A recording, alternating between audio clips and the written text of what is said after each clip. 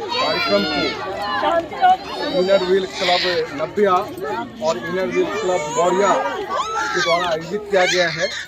साथ ही उसमें माँ सावित्री गजेंद्र यशवंत सेवा संस्थान के द्वारा भी हाथ बटाया गया है। आप सबों को पता है कि इनर व्हील क्लब नब्बिया या मौर्या लंबे समय से उन ज़रूरतमंदों के बीच में मेडिकल शिविर लगाना, बच्चों के बीच में पाठ्य सामग्री वितरित करना, बच्चों के बीच में बिस्कुट टॉफ़ी का वितरण करना, मैंने अनेकों तरह का स्वास्थ्य शिविर का कार्यक्रम लंबे समय से करता रहा है। और आज इसी परिप्रेक्ष्य में भूतनाथ शलम एरिया में आज ये कार्यक्रम है। संभवतः आज लगभग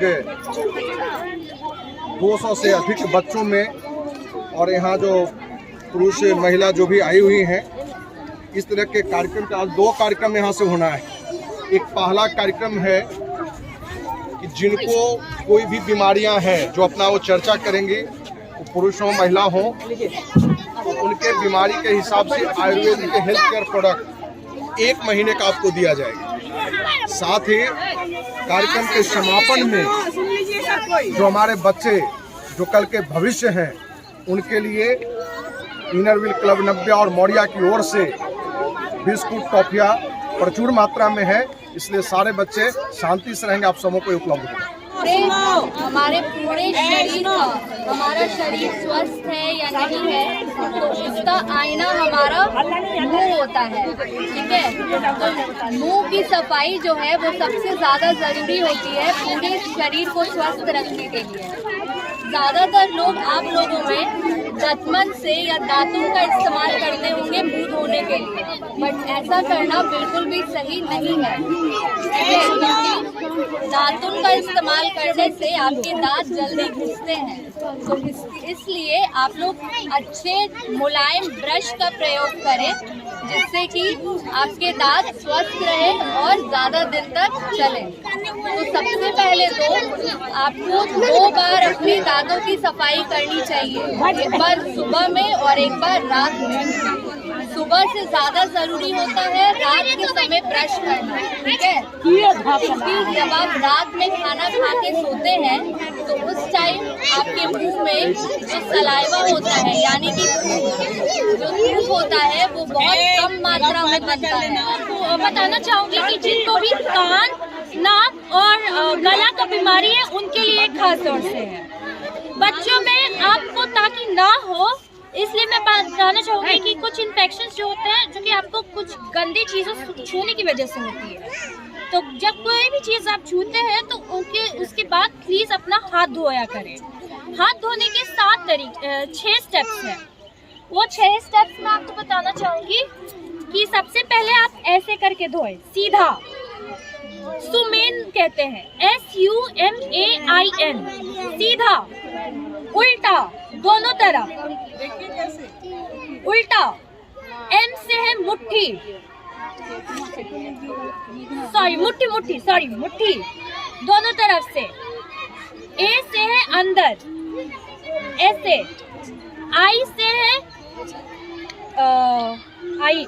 अंगूठा, और N से है नेल्स, नाखून। हाँ, नाखून। तो सीधा, उल्टा, मुट्ठी और अंदर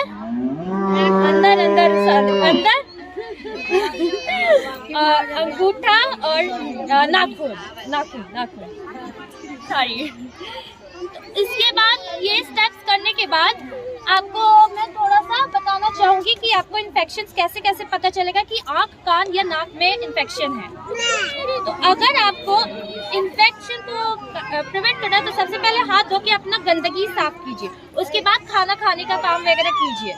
सीक्रेट जहाँ पे लोग स्मोकिंग करते हैं, सीक्रेट को क्या कहते हैं, तंबाकू जहाँ लोग करते हैं वहाँ पे ना जाए, खास करके नाक, कान और जो गले का है तंबाकू से दूर रखें।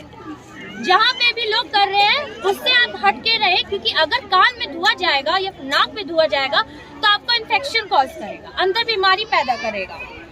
उसके बाद अगर आपको लगता है कि किसी चीज से खुजली हो रही है या फिर कान में खुजली हो रही है, नाक में कुछ लग रहा है, तो उसके लिए आप तुरंत जाके डॉक्टर को दिखाएं कि हमें खुजली हो रही है। उससे क्या पता चलेगा कि आपको कहीं एलर्जी तो नहीं है। तीसरा चीज, रिक्शा गाड़ी वगैरह चलते हैं, उस एरिया का जो पीछे से धुआं निकलता है उससे दूर रहा कीजिए। कोशिश कीजिए कि वहाँ पे आप अपना मास्क लगा के रहें। वैसे भी आप तो सब मास्क कंपलसरी हो गया था, लेकिन अब वापस से लोग खोलना शुरू कर दिए। लेकिन अगर आपको बाकी की चीजों से भी बचना है, स्पेशली नाक से में कैंसर वैंसर नहीं चाहिए, तो मास्क लगा के घूमिए और हाथ धोते रहिए। फिर कुछ चीजें हैं कि हाँ, जैसे सर्दी खांसी हो जाती है तो लोग अपने से भी मेडिसिन खरीद सकते हैं, दवाइयाँ लोग लेते हैं, तो उसके लिए आप दवाइयाँ तो लीजिए, लेकिन एक मात्रा में। ये नहीं कि पैरासीटामोल हम लोग लिए तो 650 खा लिए, नहीं, 500 ही तक रखिए। अगर ज्यादा रहे, 7 दिन के बाद आपको ठंड या बुखार वगैरह कम ना हो, बुखार तो अगर 3 दिन में, और अगर ठंड सर्दी खांसी कम ना हो तो उसके लिए आप डॉक्टर को संपर्क कीजिए।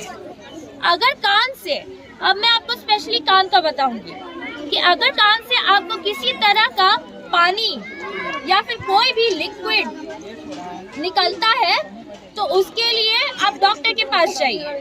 कान में अगर सुनाई की कमी होती है तो भी आप डॉक्टर के पास जाइए। अगर कान में ठन की आवाज आती है तो भी आप डॉक्टर से कंसल्ट कीजिए। अभी आपको ये आयुर्वेदिक दवा देंगे, तो अगर आप इनको बताएंगे कि कान में आपको ठन की आवाज आ रही है या फिर कोई दर्द हो रहा है या फिर कुछ निकल रहा है, तो उसके लिए आप ये कीजिए।